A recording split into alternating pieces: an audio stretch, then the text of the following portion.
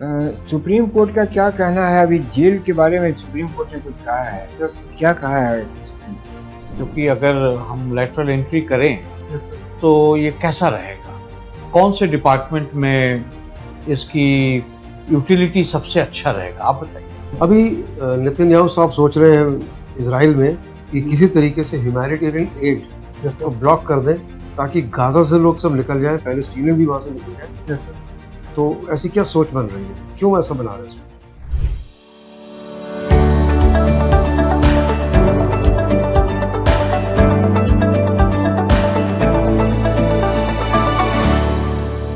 मेघम sir, Please come. Saurabh. Good afternoon sir. Good afternoon, Saurabh. Please be seated. Saurabh, ये बताइए जी कि आप KPS college में आपने ज्योग्राफी में ग्रेजुएशन किया, यस सर। फिर हिस्ट्री ले लिया, इसमें option yes sir. History geography क्यों नहीं लिया? ज्योग्राफी सर, हिस्ट्री ज्योग्राफी के साथ साथ हमने हिस्ट्री भी पढ़ा था सब्सिडरी के रूप में, तो मुझे लगा कि नहीं तो ये तो ऑनर्स होगा ना ज्योग्राफी। Yes sir. वो नहीं रखा। ज्योग्राफी का भी मैंने अध्ययन किया था, हिस्ट्री का भी किया था, मुझे ज़्यादा सुटेबल हिस्ट्री लगा था तो मैंने हिस्ट्री ले लिया। ठीक है। जी अच्छा, ये बताइए, यस सर। ये फादर गवर्नमेंट जॉब में कहाँ पे हैं? बिहार शरीफ में है सर। नहीं, क्या क्या क्या किस सर्विस एसआई में पोस्ट पे है सर। हैं? एसआई पोस्ट पुलिस में है। Yes sir. तभी आपने बिहार पुलिस सर्विस को इन सोशल वर्क एंड मेडिटेशन। ये दशरथ मांझी जी कौन है?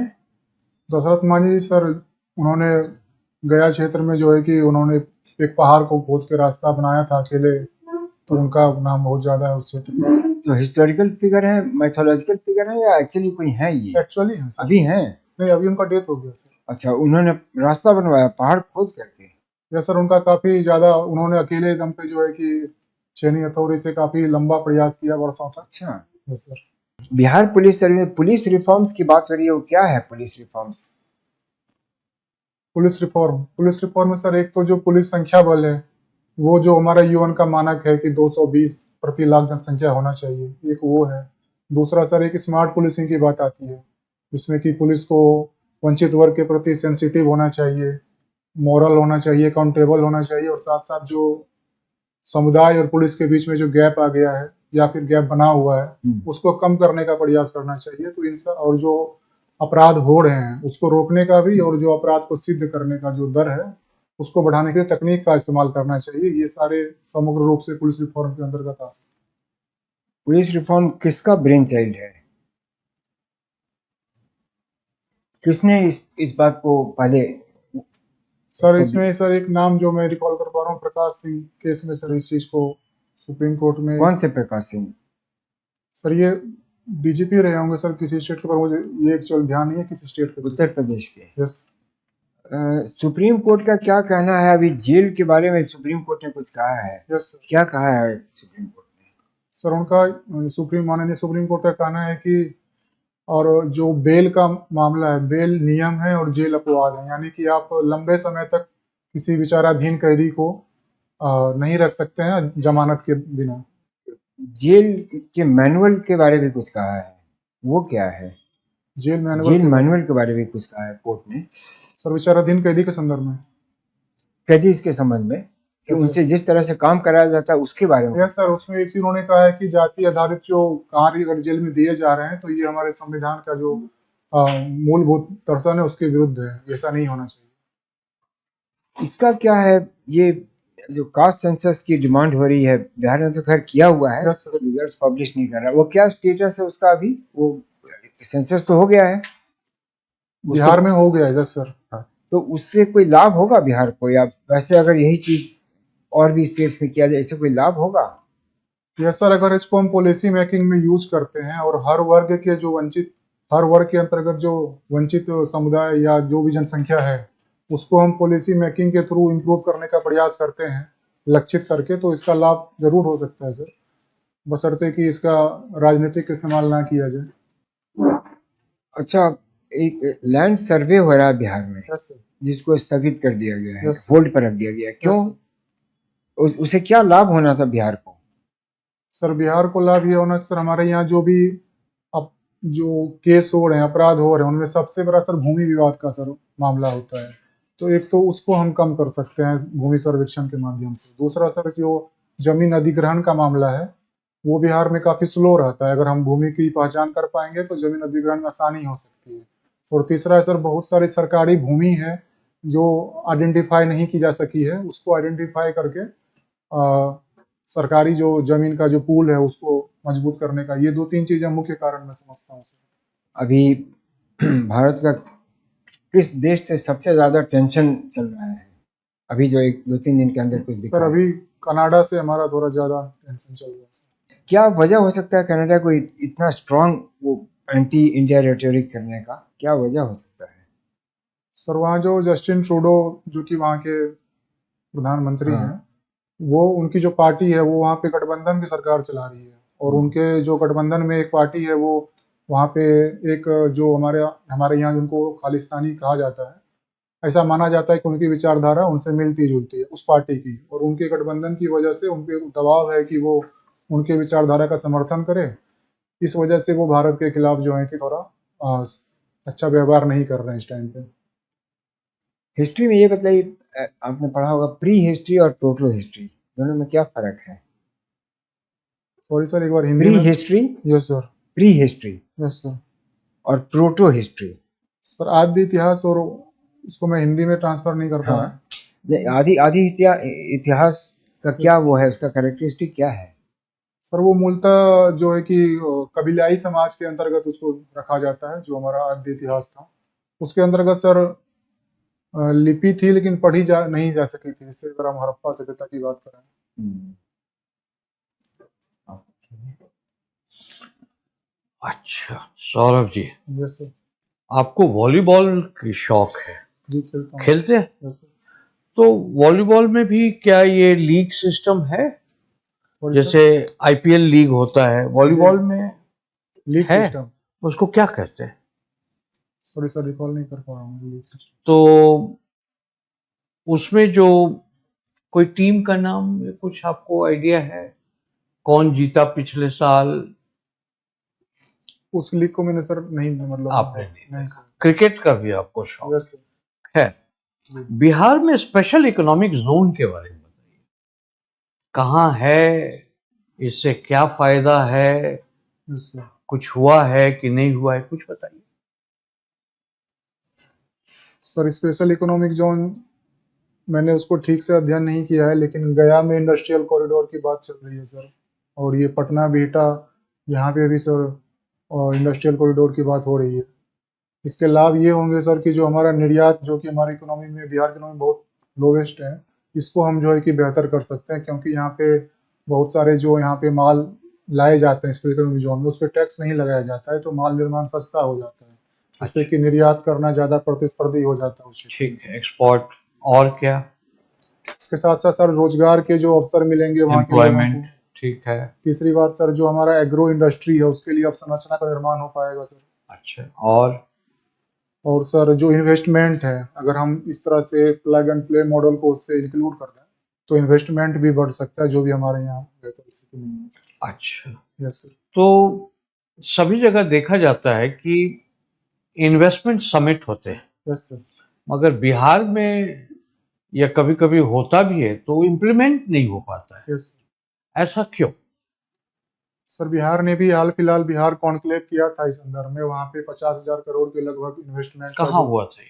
सर पटना में सर। पटना में। Yes sir. तो कौन कौन लोग थे, उन्होंने क्या प्रॉमिस किया, क्या लगाएंगे, कुछ बताइए उसमें। यस सर, उसमें जैसे अडानी इंटरप्राइजेज भी थे, रिलायंस की भी कंपनी आई थी, उन सबों ने सर प्रस्ताव रखा था, लेकिन उस प्रस्ताव पे अभी इम्प्लीमेंट कितना हुआ इसके बारे में अवेयर नहीं हूँ। उसमें दरअसल सर बात यही आती है कि जो उनकी डिमांड होती है खास करके अवसंरचना को लेकर के और लॉ एंड ऑर्डर को लेकर के, तो शायद उस मानक पे वो लोग संतुष्ट नहीं हो पाते हैं, इसलिए से वो जमीन पे उतना नहीं आ पाता तो है। सरकार क्या कुछ करती नहीं है? यस सर, कर क्या रही है करती सर। है? जैसे लॉ एंड ऑर्डर तो सरकार का काम है, यस सर। कनेक्टिविटी सरकार की काम है, यस सर। तो क्यों नहीं कर पाती है? ऐसा क्या मजबूरी क्या है सरकार की?